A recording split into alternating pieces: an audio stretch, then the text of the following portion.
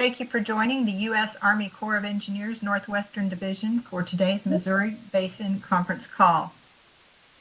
This call is provided as a courtesy to congressional representatives, tribal, state, and local government officials, including levee sponsors and emergency managers, as well as the media. I am Eileen Williamson, and I will be your moderator. This call is recorded and placed on the Defense Video and Imagery Distribution Service for media reuse at www.dvids.net/unit/USACE-NWD. Your participation acknowledges your consent to be recorded. All lines have been placed on mute. To unmute your line to ask a question, press *6 as the forced mute function does not work on all phones. Please use your phone's own mute function and do not place the call on hold. I'll provide further instructions when we get to the question and answer session at the end of the call. Our agenda for today is as follows. From the NOAA National Center for Environmental Information, Doug Cluck. From the National Weather Service Missouri Basin River Forecast Center, Kevin Lau. And the Missouri River Water Management Division from the U.S. Army Corps of Engineers, we have John Remus and his staff. With that, I will hand the call over to Doug Cluck. All right. Hey, thank you, Eileen, for getting us all set up. And thanks to the Corps and everyone on the line for participating today. We can just start with the next slide. It's a little bit shorter than normal. Not that I don't have more to say, but we'll keep it short. Looking at temperatures and precipitation over the last 90 days, last 3 months or so, March, April, May, into the early part of June. Looking at temperatures on the left compared to normal, we see temperatures pretty close to normal, I guess you'd say, across most of the basin. Some coolish temperatures when you take those 3 months and average them all out. To the north in North Dakota and a little bit in the mountain states there. But generally, we're nothing about the last 3 months, when all averaged together, was exceptional. Now, that wasn't true. As we know, we break it down by month or week. We had some big swings in there. So we got rid of a lot of snow. Part of that is reflected, the snow is reflected in those cool temperatures to the north.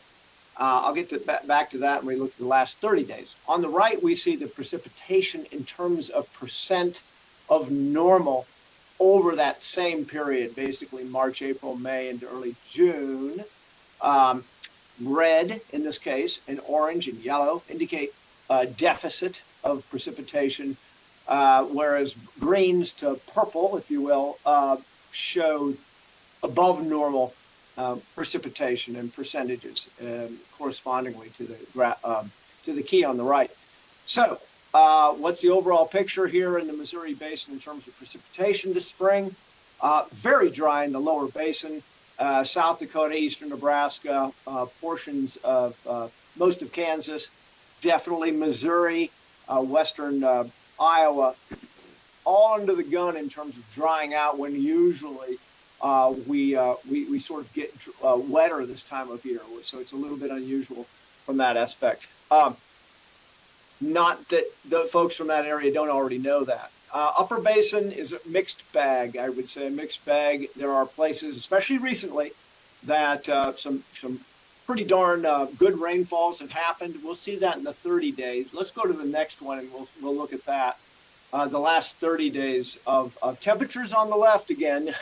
Quite a swing from the below normal temperatures that area in the north experienced. You can see temperatures of 6 to 8, almost 10 degrees above normal over the last 30 days. And most of the basin, as a matter of fact, was above normal in terms of temperature. When you average it out again, most of May into early June. On the right is, the percent of normal precipitation for this same area. And we see, in this case, we see the high plains, the purples and blues and greens colors getting quite a bit of moisture and quite a bit more than normal. We're over 200% in a large area, western Nebraska, portions of western Kansas, Colorado, and all the way up, somewhat less spectacular, up into Montana and in Wyoming and western Dakotas. On the flip side, you see that dryness continuing all the way from the Canadian border, eastern Dakotas, eastern Nebraska, Iowa and Missouri, and somewhat in Kansas, although they fared a little bit better over the last 30 days. Next slide. Next slide, please. Okay, so this is hard to look at. I understand that. And it looks like everybody got wet, but it's not true. So what we're looking at here is the last 7 days of basically rainfall. And you can see, compared to normal, and you can see where, I'm sorry, not compared to normal. Sorry, this is total amounts. And so what you see there are areas in green. Basically, green is a ½ an inch up. So, and blue areas are pretty minor amounts of precipitation, to be honest. If anything fell there at all, white is 0. Yellows and reds, kind of interestingly, are the two plus inches of precipitation. And you really see some of that showing up sort of south central Nebraska into north central Kansas, all along the Rockies front range, and some of the lower elevations into Montana. Just lots and lots of precipitation over the last 7 days. Unfortunately, less of that further east, I guess you'd say. Missouri shows a deficit, shows very low rainfall, as does northern Nebraska and most of the Dakotas. Next slide.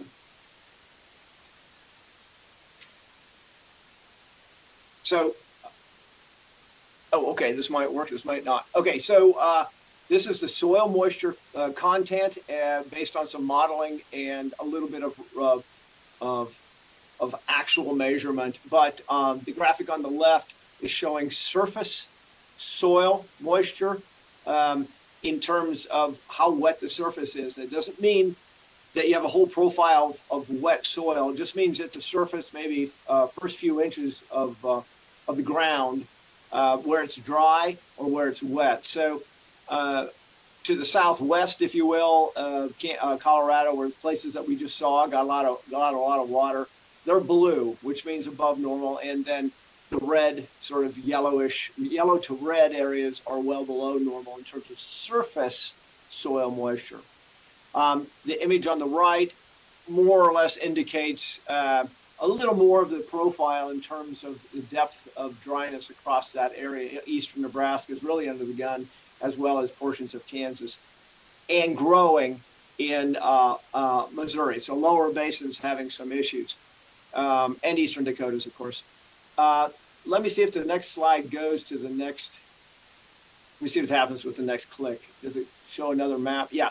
Okay, so what we did there is on the left, we transitioned from just the surface part to a much deeper profile in the ground, all the way down to the groundwater, according to this the way NASA measures soil moisture.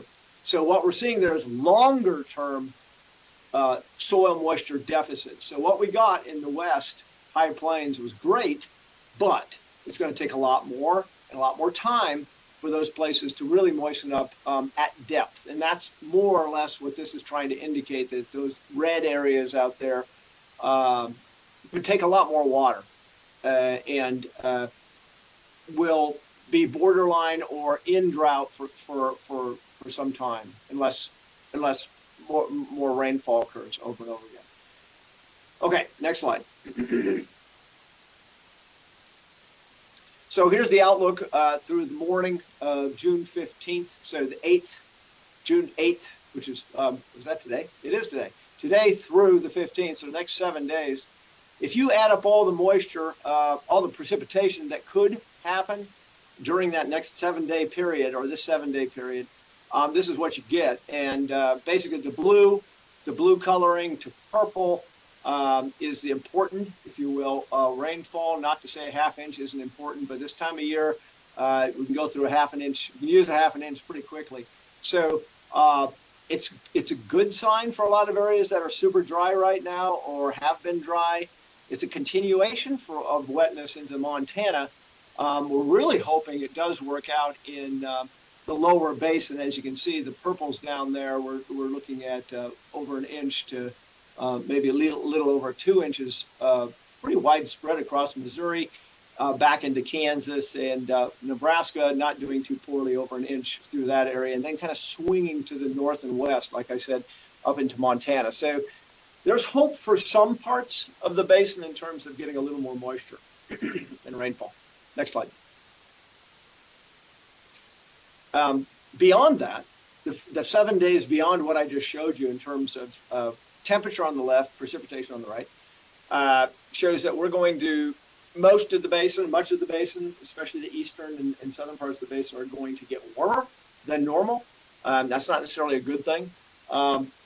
And the far western portions of the basin will continue, and it's been an odd pattern for quite a while, but we're kind of stuck in a block, which means the atmosphere isn't really moving very fast or moving around very much. So we're kind of stuck in a pattern, showing that below normal probabilities being enhanced over the western U.S., which includes the upper basin, especially the mountain higher elevations. So I'm not saying it's going to snow, but I am going to say that the snow that's at the higher elevations will take more time to melt off, I suppose. And then the precipitation probabilities on the right show that above normal signature for precipitation across almost the entire upper basin, to be honest. Some of those are pretty minor leanings towards above normal precipitation, but the signature is there in terms of continuing precipitation week two. Near normal, we hope at least near normal for the rest of the basin during that middle of June period. Next slide.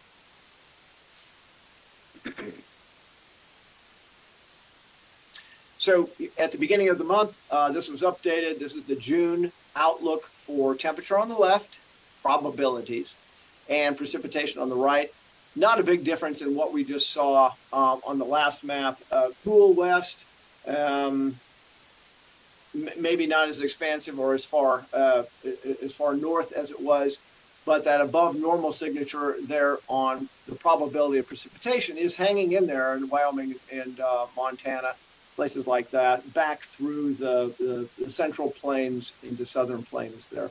So hoping that works out for some. We don't see a big negative in terms of precipitation for the entire month of June as a whole for the basin, for the basin states anyway. Next slide. Oh, you know what? Weeks 3 and 4. Oh well. Anyway, I'm looking at this and I think I got the wrong graphic in here, to be honest with you. This is something we made last Friday. I'll just be real quick. Go back one. Sorry. My apologies. I just want to rephrase what I said. This isn't for the whole month of June. This is for the rest of June. So this is the outlook for the rest of June. I'll just caveat it that way. Next slide. And then this is for the entire summer, 3 months of summer. This was put out, May 18th. So I'm sure they'd tweak it now if they could. But as of May 18th, there was equal chances for temperatures to be above, below, or near normal across most of the basin. A little warmer, maybe in the westernmost portions of the Missouri Basin.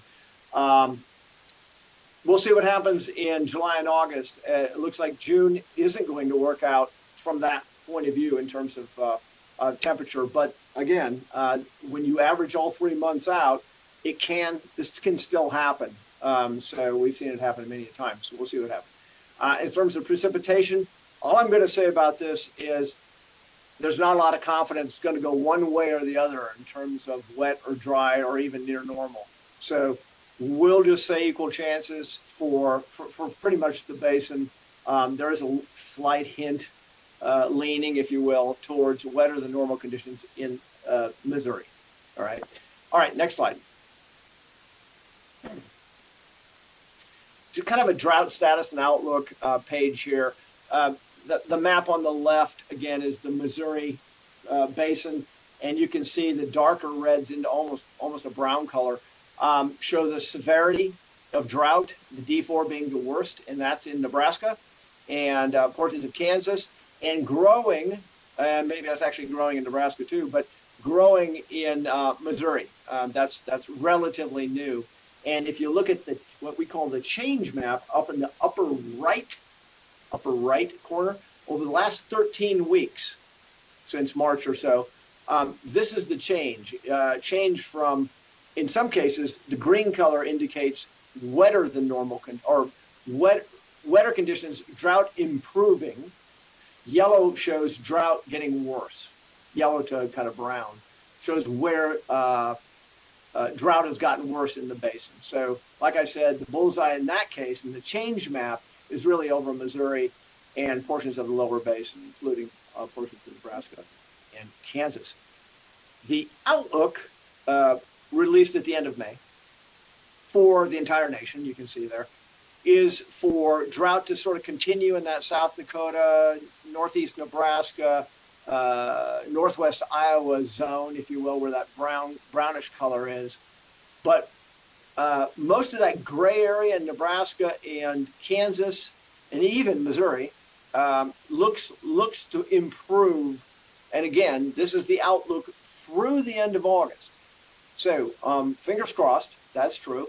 It's not saying the drought's going to go away in most of that area. All it's saying is we'll go from, let's say, whatever it is now, D2, D3, D4, to a lesser level. We hope that is the case, or go away for that matter. Next slide.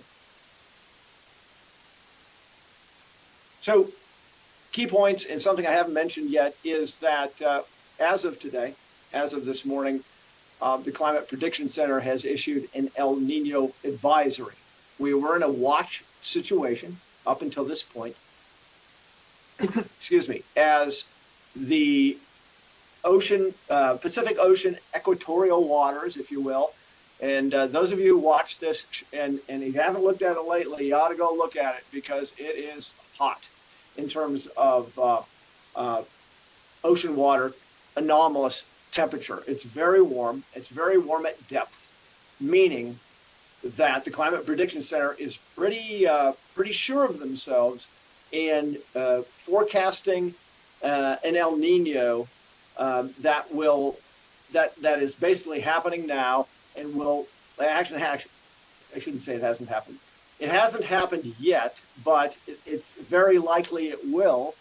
And what that means for us, and it's a big simplification. So we'll talk more about this in the NOAA world and the climate world over the next few months, is that, especially in the wintertime, as we get into the cool season, we're going to start noticing less, again, this is a simplification. So warmer temperatures to the north, and actually warmer than normal temperatures to the north, being Montana, the Dakotas, that area, tends to stay warm, tends to stay a little drier. Areas to the south, we're talking Texas all the way to the Gulf Coast, sometimes all the way reflected to the West Coast, being cooler than normal and wetter than normal. We'll see if that happens. It doesn't necessarily mean we'll be in a drought situation. Doesn't mean that necessarily. Some of the biggest impacts, however, do occur during the cooler part of our year rather than in the summer. So I'm mentioning it now only because it came out and only because for maybe future reference and future decisions, people can look at that and make some heads or tails of it. Again, we'll be talking about this. We'll be talking about this phenomena for the next, for the next 6 months, if not 12 months. We'll see. It looks like a big El Nino event. I'll just leave it at that. It has been wetter in the west, the high plains into the mountains. Drought development, but some drought development and continuing drought in the lower basin, especially. In the short-term outlook, week 2, sort of through mid-May, warm in the eastern basin, leaning cool in the west, and precipitation wetter than normal, likely in the western part of the basin. And then a little bit longer term, a slight leaning towards warm in the west, equal chances of below above, below, and near normal in most of the rest of the basin, and a slight tilt towards wetter in the lowest most portion of the basin. Longer term being, by the way, June, July, and August, so the summer. We'll see how that goes. And I'll also advertise, like I always do, next Thursday, a week from today at 1 p.m., we'll be holding our climate summary climate summary and outlook webinar. And we're going to have the state climatologist from Ohio do it for the north central part of the U.S., which includes the Missouri Basin. Thank you.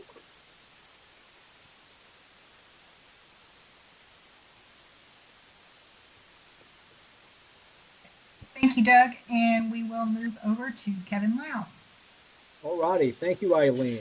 And as Doug said, I too wish to thank the Corps of Engineers for inviting the National Weather Service to participate on this series of calls. The bulk of the mountain snowpack has now melted.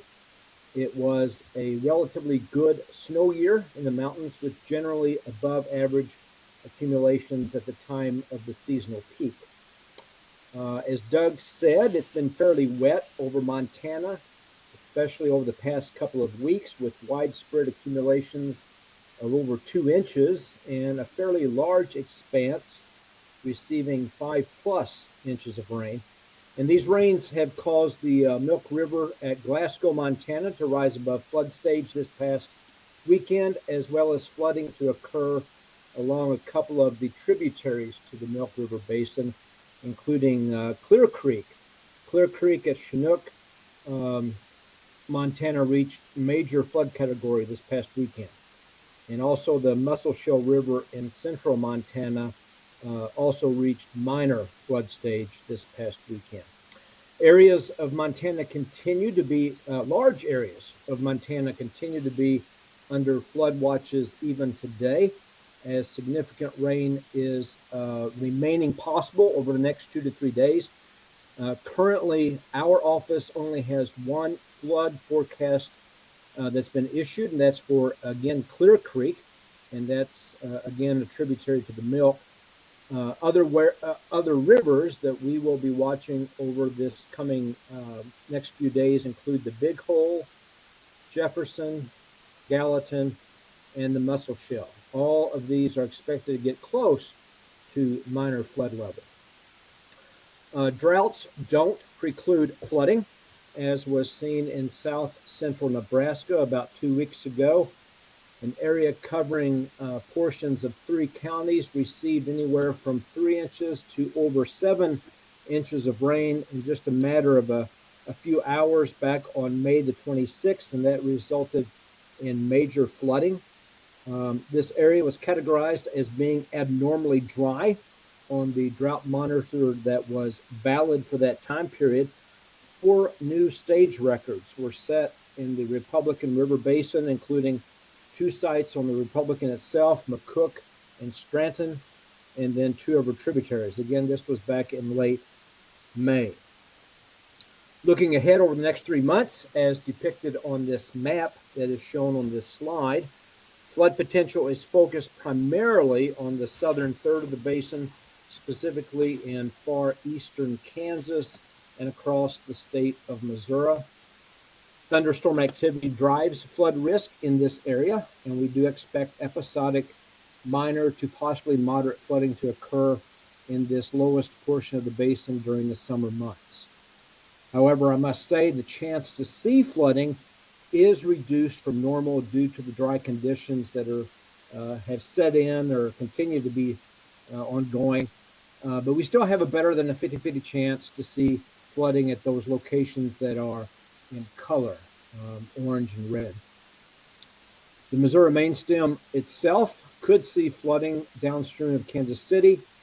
Normally, there's anywhere from a 50 to as high as a 70% chance for minor flooding along the main stem below Kansas City for this time of year. However, with the dry conditions we currently have in place, there's only like 1 or 2 locations that even come close to having a 50% or better chance to see flooding along the main stem.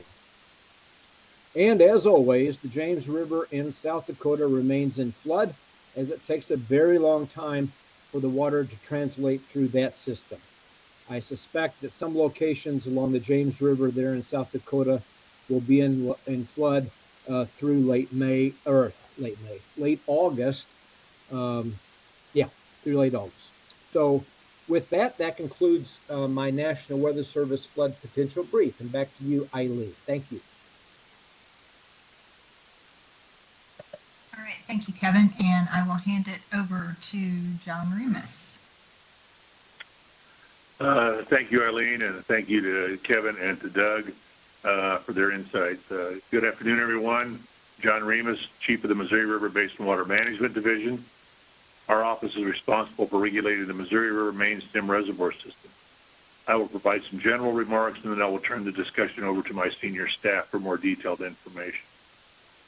I want to again assure everyone in the basin that the Corps of Engineers remains fully committed to our flood risk reduction mission, protecting people and businesses when we can from significant runoff events that pose a threat to human health and safety.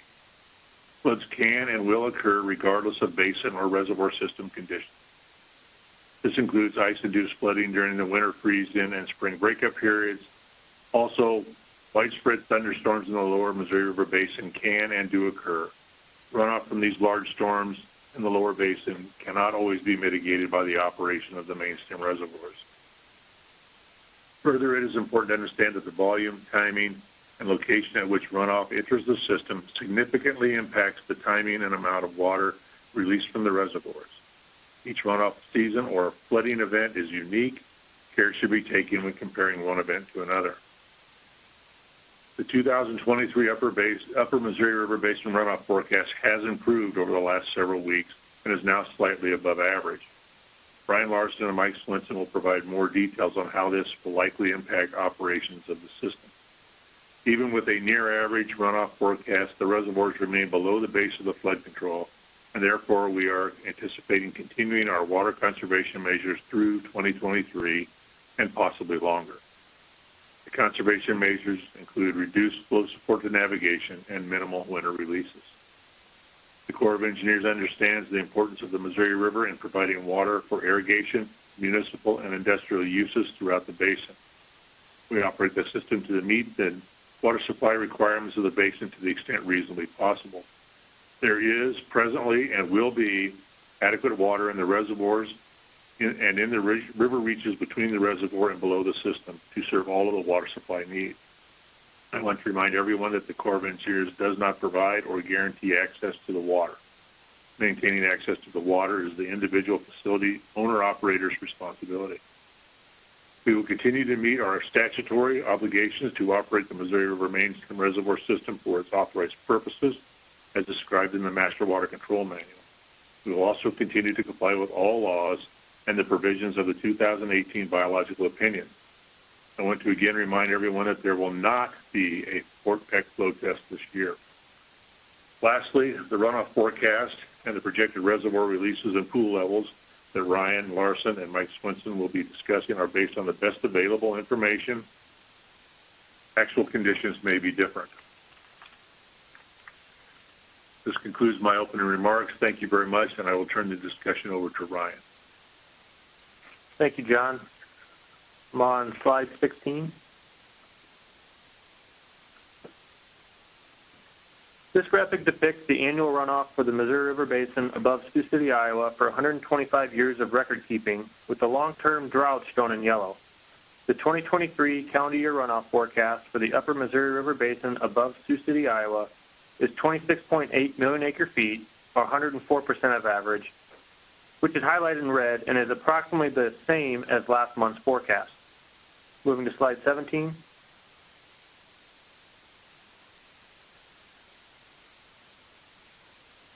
The near-average runoff forecast for 2023 reflects the current drier-than-normal soil moisture in central and eastern portions of the basin and a slightly above-average mountain snowpack peak that rapidly melted. As seen on this slide, above-average runoff occurred during May, caused by the rapidly melting mountain snowpack. We are expecting slightly below-average runoff during June and July, as most of the mountain snowpack has already melted. Moving to slide 18.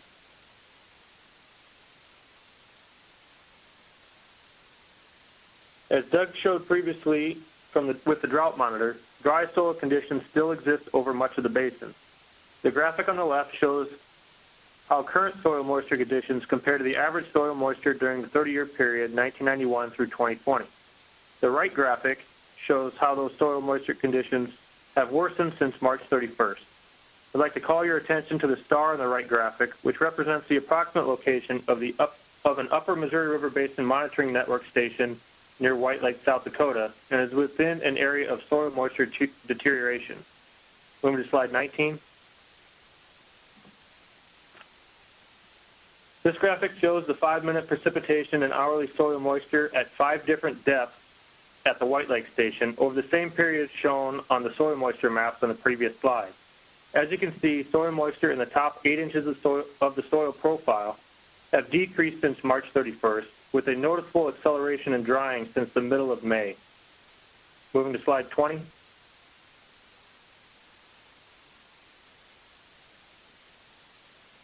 Mountain snowpack peaked at 117% of normal in the above Fort Peck reach on April 24th and 109% of normal in the Fort Peck to Garrison reach on April 6th. The mountain snowpack began to rapidly melt about 1 week later than normal, but is currently about 2 weeks ahead of the average melt observed over the period from 1991 to 2020. As of June 4th, only 9% of the peak snow water equivalent, or SWE, remained in the above Fort Peck reach, and 12% of the peak SWE remained in the Fort Peck to Garrison reach. In summary, the 2023 calendar year runoff forecast is 26.8 million acre-feet, or 104% of average. I will now turn it over to Mike to discuss system regulation. Okay, thanks, Ryan. Gavin's Point releases averaged 19,400 CFS in May. Releases are currently at 21,000 CFS. Releases are forecast to gradually increase over the next several days as needed to meet the downstream targets. Next slide.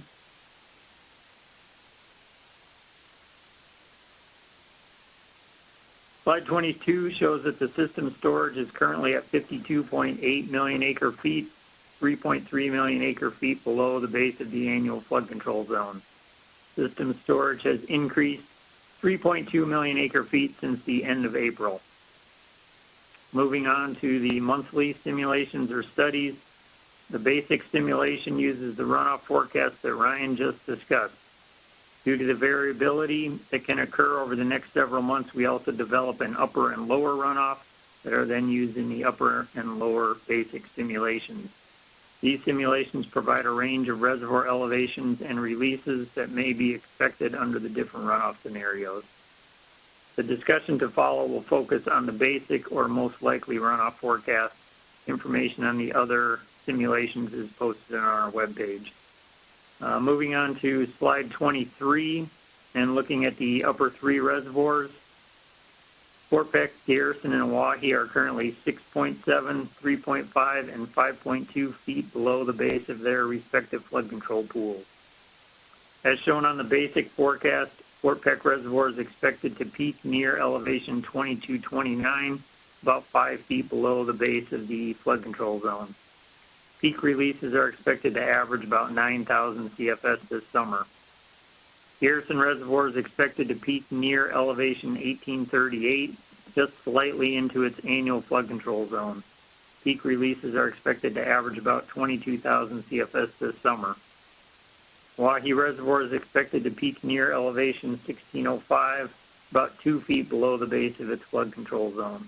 Peak releases are expected to average about 30,000 CFS this summer. Moving on to the next slide.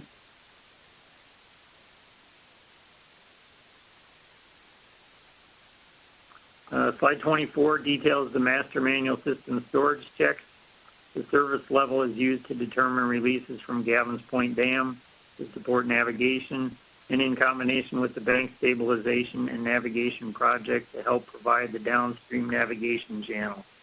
The navigation service level at the start of the navigation season is typically based on the March 15th storage check. We are currently providing minimum service flow support based on the March 15th storage. Releases will depend on downstream conditions and may be reduced in response to downstream flooding. The effectiveness of the reservoir system to reduce peak stages along the lower river diminishes as you move downstream due to the travel time.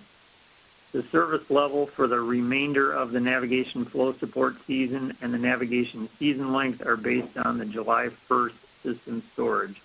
Under the basic forecast, flow support for navigation would increase to intermediate service, about 3,500 CFS above minimum service after the July 1st storage checks, and there would be a full-length navigation flow support season ending December 1st.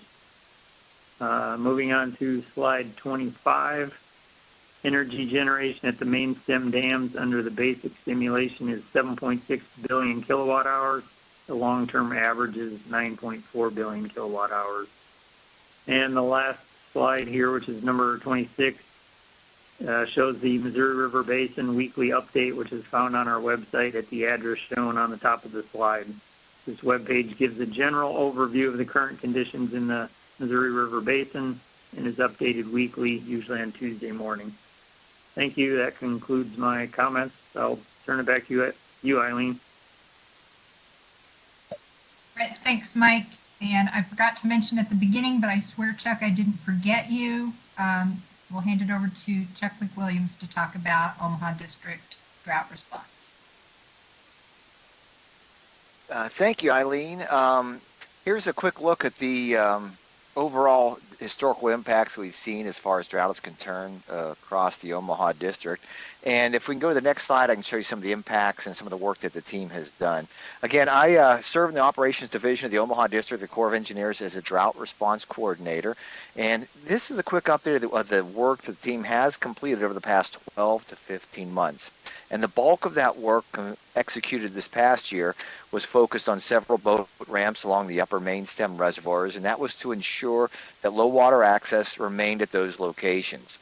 Silt removal and restoration or enhancement of temporary roads, such as gravel placement, those were the key elements in these actions. And the picture in the bottom right, taken from Walker Bottoms Recreational Area, gives an idea of the work involved. At Fort Yates Recreational Area, which is pictured toward the bottom left of the slide, our team also installed a temporary boat ramp extension due to the low water conditions. Now, similar access work was also performed along Lake Sakakawea at Deepwater Bay Recreation Area, pictured in the upper left, and Government Bay Recreation Area in the upper right, including some silt removal efforts just this past spring. Now, while we have seen improvement in the upper basin as far as drought is concerned, we'll continue to monitor for the reemergence of drought impacts through our enhanced coordination with interagency federal, state, and tribal partners.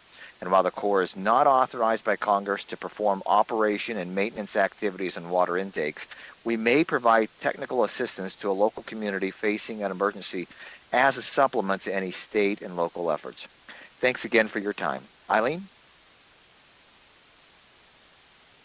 Thank you, Chuck. And I also have Mike Doolin on the line from the Kansas City District to provide an update on levee rehab. Yeah, hey, thanks, Eileen. This is Mike Doolin here, Emergency Management Specialist out of the Kansas City District. I just want to mention a couple things on levee rehab. Holt County number 9 up in northwestern Missouri, that was our last remaining breached levee in the district. That breach was closed back in mid-March. And then last week, final construction repairs were completed on that levee system, and our survey crews were out there earlier this week to verify elevations. So construction is considered complete on Holt County number 9. That leaves us 4 remaining levee rehab projects out there, one on the Kansas side, just a little upstream of Topeka, and then 3 over on the Missouri side along the Missouri River at various locations. One north of Kansas City, one in central Missouri near Brunswick, and then one down in Warren County. But I would expect to have those 4 remaining projects construction wrapped up prior to the end of this calendar year, if not just after. So things are looking good, and construction continues on those 4 remaining projects. So pending questions. Thank you so much, Mike. And for those on the line, we will have a call next month. That'll be on Thursday, July 13th at 1 o'clock. And we'll get ready to move into the question and answer session. So for the media on the line, this is the name of our speakers from today and their job titles. If you need that information, we will also post it on our website. I'll move to the question and answer session. I have 47 callers on the line. I believe we were up to about 52 at one point. So we'll field questions from congressional delegation members, tribe, state, local officials, and go through that in order, alphabetical order by state. To take your phone off mute, if you use the webinar to call in, you'll need to unmute on the call-in screen. And if you've also muted on your phone, then you'll need to unmute on your phone. *6 may or may not take care of both for you. Please state your name and the organization you represent before asking your question. All right, I'll start with the state of Iowa.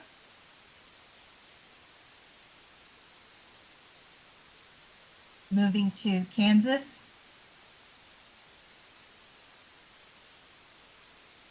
Missouri. Montana.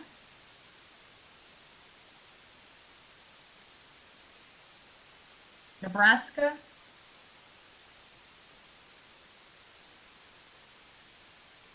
North Dakota.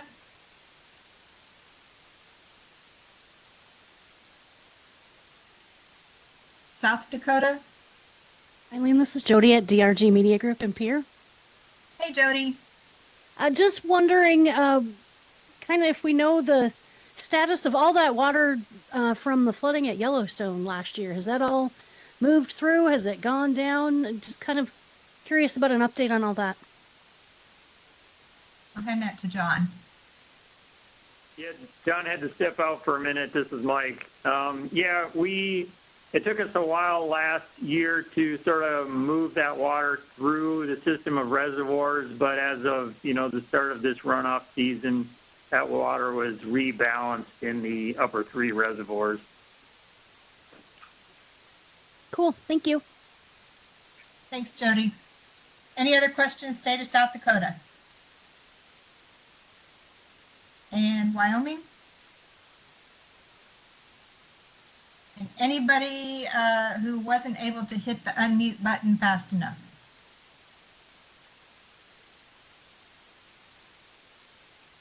All right. Mike, did John make it back to give closing comments? He did. Okay. Sorry, I had to step Over away to you.